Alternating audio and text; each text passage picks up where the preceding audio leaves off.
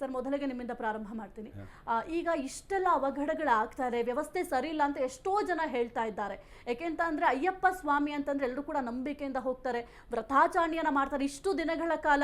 ನಿಮ್ಗೆ ಗೊತ್ತಿರುತ್ತೆ ಎಷ್ಟು ದಿನಗಳು ಏನು ಎತ್ತ ಡೀಟೇಲ್ಸ್ ಎಲ್ಲ ನೋಡ್ತಾ ಹೋದ್ರೆ ಅಷ್ಟು ದಿನಗಳ ಕಾಲ ವ್ರತಾಚರಣೆಯನ್ನ ಮಾಡಿ ದೇವರ ದರ್ಶನಕ್ಕೆ ಅಂತ ಹೋಗುವಂತಹ ಸಂದರ್ಭದಲ್ಲಿ ಈ ರೀತಿಯಾಗಿ ತೊಂದರೆ ಆಗ್ಬಿಟ್ರೆ ಹೆಂಗೆ ಮತ್ತೆ ಹೋಗೋದಕ್ಕೆ ಸಾಧ್ಯ ಆಗುತ್ತೆ ಸರ್?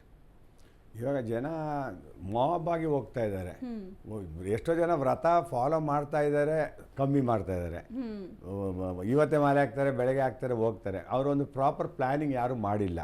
ಇನ್ನು ನೆಕ್ಸ್ಟ್ ಏನಂದರೆ ಈ ಮಾಬ್ ಬರೋಕ್ಕೆ ಕಾರಣ ಎಲ್ಲರೂ ವರ್ಚುವಲ್ ಟಿಕೆಟ್ ತಗೊಂಡಿಲ್ಲ, ಸ್ಪಾಟ್ ಬುಕ್ಕಿಂಗು ಡೈಲಿ 20,000 ಅಂತ ಗೌರ್ಮೆಂಟು ದೇವಸ್ಥಾನ ಡಿಪಾರ್ಟ್ಮೆಂಟ್ ಅವರು ಕೇರಳದವರು ಹೇಳಿದ್ದಾರೆ.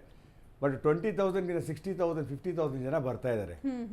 ಸೊ ಅವ್ರನ್ನ ಅಕಾಮಡೇಟ್ ಮಾಡಿದಾಗ ಏನಾಗುತ್ತೆ, ಇಲ್ಲಿ 70,000 ಜನನ ಇವರು ಬಿಡ್ತೀನಿ ಅಂತ ಹೇಳಿರೋದು. 70 ಜನನ ಆನ್ಲೈನ್ ಬುಕ್ಕಿಂಗ್ನಲ್ಲಿ, 20,000 ಸ್ಪಾಟ್ ಬುಕ್ಕಿಂಗಲ್ಲಿ. ಬಟ್ ಇವರೇ 40-50 ಆಗ್ತಾ ಇದ್ದಾರೆ. ಅಷ್ಟು ಜನನ ಕಂಟ್ರೋಲ್ ಮಾಡೋಕ್ಕೆ ಅಲ್ಲಿ ಪೊಲೀಸ್ ಇಲ್ಲ. ಅಷ್ಟು ಜನನ ಪೊಲೀಸಲ್ಲಿ ಇಡಬೇಕು ಅಂದರೆ ಡಿಪಾರ್ಟ್ಮೆಂಟ್ಗೆ ಅಲ್ಲಿ ಅವ್ರಿಗೆ ಮಲ್ಗೋಕ್ಕೆ ಜಾಗ ಇಲ್ಲ, ಪೊಲೀಸ್ನವ್ರಿಗೆ ಊಟದ ವ್ಯವಸ್ಥೆಗಳಿಲ್ಲ. ಸೊ ಲಾಸ್ಟ್ ಇಯರು ಜನ ಸ್ಟ್ರೀಮ್ ಲೈನಾಗಿ ಕರೆಕ್ಟಾಗಿ ಬಂದಿದ್ದರು. ಆವಾಗ ಸಿಸ್ಟಮ್ ಈ ಥರ ಸ್ಟ್ಯಾಂಪೇಡ್ ಈ ಥರ ಪ್ರಾಬ್ಲಮ್ಮೇ ಆಗಿಲ್ಲ. ಲಾಸ್ಟ್ ಟೈಮ್ ನಾವೆಲ್ಲ ಹೋಗಿದ್ದೀವಿ, 8 ಟ್ರಿಪ್ ಹೋಗಿದ್ದಾಗಲೂ ನಮ್ಗೆ ಏನು ಪ್ರಾಬ್ಲಮ್ ಇಲ್ಲ. ಈ ಟೈಮು ಪಂಪಾದಲ್ಲೇ ಬ್ಲಾಕ್ ಮಾಡ್ತಾ ಇದ್ದಾರೆ, ಅದು ಅನ್ನೆಸೆಸರಿ ಬ್ಲಾಕ್ ಮಾಡ್ತಾ ಇದ್ದಾರೆ ಪಿಲಿಗ್ರಿಮ್ಸ್ನ ಪೊಲೀಸ್ನವರು. ಸನ್ನಿಧಾನದಲ್ಲಿ ಜನ ಇಲ್ಲ, ಆಮೇಲೆ ಬಸ್ ಫೆಸಿಲಿಟಿ ಇಲ್ಲ. ನೆಲಕಲ್ಲಿನಲ್ಲಂತೂ ಜನ ಅಂತೂ ಪರದಾಡ್ತಾ ಇದ್ದಾರೆ. ರಾತ್ರಿ ಮಿಡ್ ನೈಟಲ್ಲಿ ಬರೋದೆಲ್ಲ ಜಾಸ್ತಿ, 9-10 ಗಂಟೆಗೆ ರಾತ್ರಿ ಬಸ್ ಹಿಡಿದು ಬಿಡಲ್ಲ. ಅಲ್ಲಿ ಬಸ್ಗಳಿಲ್ಲ. ಒಂದು ಬಸ್ ಬರುತ್ತೆ, 250 ಜನ ಇರ್ತಾರೆ. ಎಲ್ಲ ಈ ತಲೆ ಮೇಲೆ ಇರುಮುಡಿ ಇರುತ್ತೆ, ಅವ್ರ ಲಗೇಜ್ ಇರುತ್ತೆ. ಸೊ ಇದು ಹೊಡೆದಾಟ, ಒಬ್ರು ಕನ್ನಡಕ ಬಿದ್ದೋಗುತ್ತೆ, ಅವ್ರ ಮೇಲೆ ಬೀಳ್ತಾರೆ.